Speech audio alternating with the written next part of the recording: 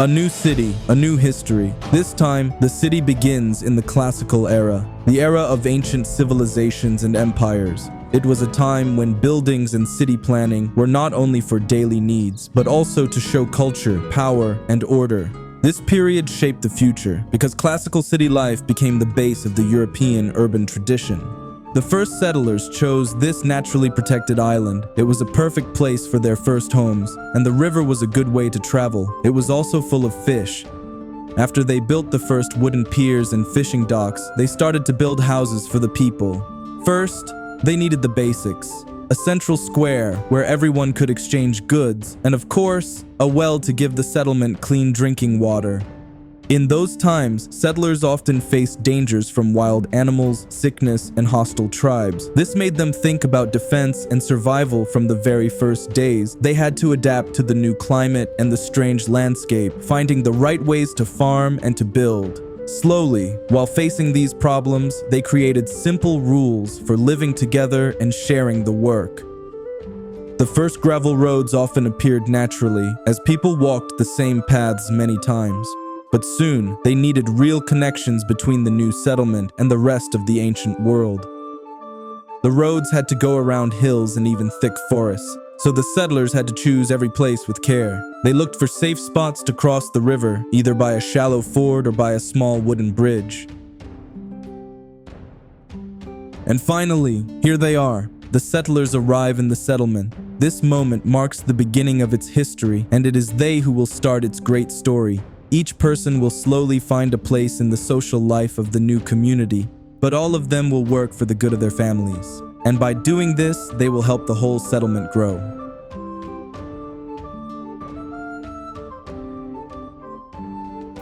Sometimes not all mods or assets work correctly.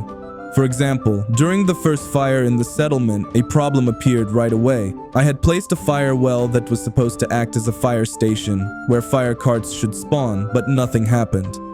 As often happens, I started to test it with the vanilla fire station, and everything worked at once, so I understood that the asset needed to be changed. Instead of the well, I placed a fire cistern, which actually fits the early settlement even better. Now, of course, the modern fire station must be removed quickly, or the settlers will be shocked.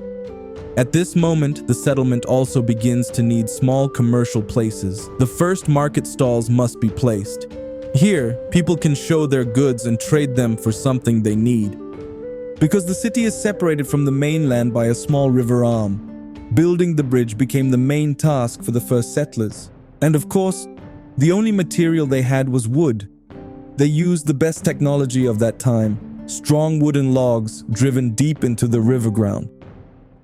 Wood underwater does not rot. It becomes harder with time, almost like stone. This makes a strong base, so important for this engineering work.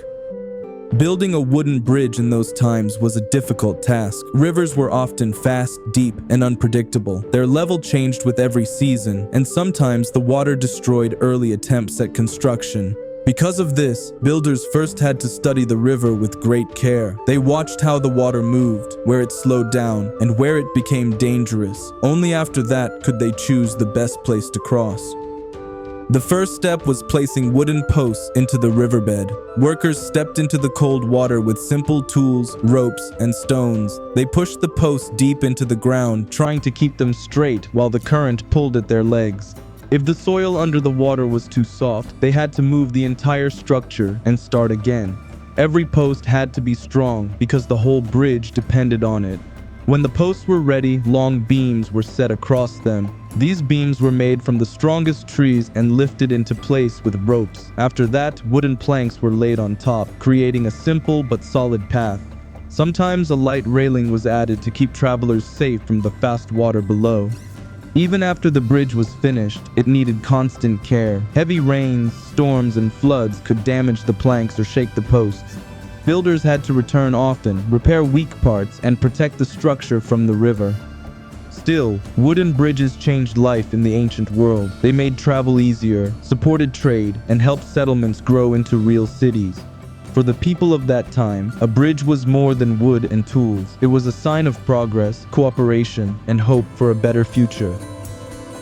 If danger came, They could block the passage or even remove parts of the bridge to keep the settlement safe. And now, our own bridge is finally complete. It stands strong above the river, ready to serve and protect the settlement. We have given it a name, Pont Vito, in honor of a talented engineer from the community who helped create it. With this bridge, the story of our settlement moves forward. A cargo dock also appears in the settlement. Now the exchange of goods will become even easier and more practical. Sometimes I have to use different tricks to create the feeling of an ancient town. Not all assets look good enough, but this one is clearly the best available. Maybe later, a custom ancient port could be made. That would be interesting. After placing the main infrastructure, the docks, the barracks, the markets, and the first small healing houses, we can finally begin to build the town itself. To attract new settlers, we must give them places to live. These small alleys are perfect as the first narrow streets of the settlement. I tried to place them in random directions to imitate the natural, chaotic pattern of the earliest urban growth. In the ancient world, early settlements didn't appear all at once. People built them slowly, with many hands working together. In ancient Greece, small stone houses grew around simple footpaths. The Sumerians shaped homes from mud brick and raised temples that stood like guardians over the flat land. And the Etruscans, with their skilled builders, used wooden frames to form early streets and shared spaces.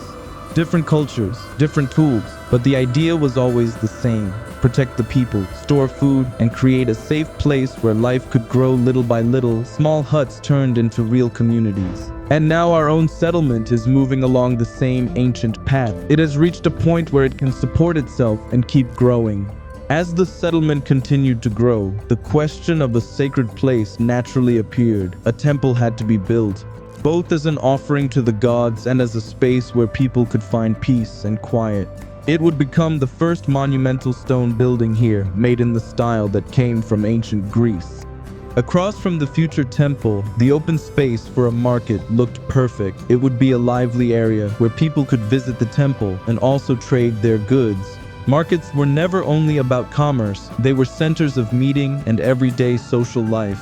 To make the growing settlement a little safer, we also need some protection near the bridge. At least a pair of small watchtowers should stand there. From these towers, guards can watch the river, see who is coming, and warn the town if danger appears. Now the time has come for the first fortification. It stands at the first entrance to the town, still separated from the main land, with a perfect view of the bridge.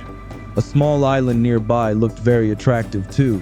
But for now, building a fortress there was too difficult for a young town. The fortress is made of wooden walls with towers and strong gates that protect the entrance.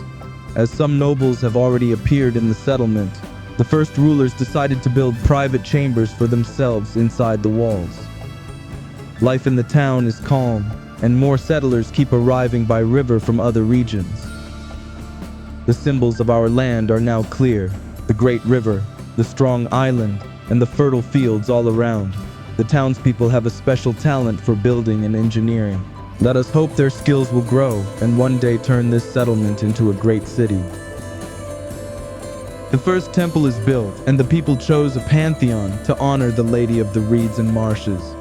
She fits our land best and will help us tame the strong river. Of course, we will build temples for other gods too, but not all at once.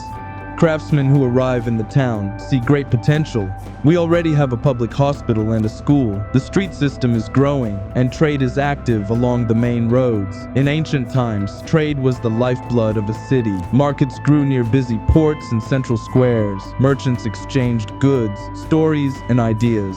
Trade stood on trust and good work. Rare materials moved from place to place. Spices, metals, fine fabrics, and art. Therefore, in the city, people speak many languages such as Simlish, Latin, Gaulish, and ancient Greek. Now the first wealthy citizens appear. They build wide, comfortable houses, and the riverbank is a perfect place for them. This new class is an important step for the town. Soon artists and performers will come, and our home may become a small cultural center. A public burial ground also appears, our necropolis.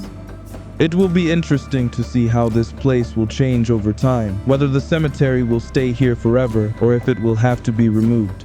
Look at this beauty. Now it is truly an ancient city, becoming known even beyond the region. But there is still much more ahead. A time of big changes has come to the settlement. These changes may shape the future look of the historical center forever. More people arrived, and they needed new land for farming. Fish was no longer enough for everyone. People also needed a covered central market, a place where merchants could exchange goods that did not spoil so fast. Soon, traders began to arrive from far parts of the ancient world to buy local products. The city slowly became an important trading post on the map. A very talented city planner of that time decided to offer a new idea to the town. He wanted to create a central forum, a large open space where people could meet, share ideas, and exchange goods. This is how the main forum was born, the heart of trade, and the point from which the city roads began to grow. For the first time, the city plan became more organized, and maybe this new way of building cities will be used again in the future. Step by step, the town formed a simple, clear structure. And what was once only a settlement began to look like a true ancient city, a city that would keep growing through time, carried forward by the dreams that would one day lead it into the modern world. Don't forget to leave your comments and share your ideas, and of course, make sure to subscribe. The future of this city depends on you and your activity on the channel. Stay with Cityburg.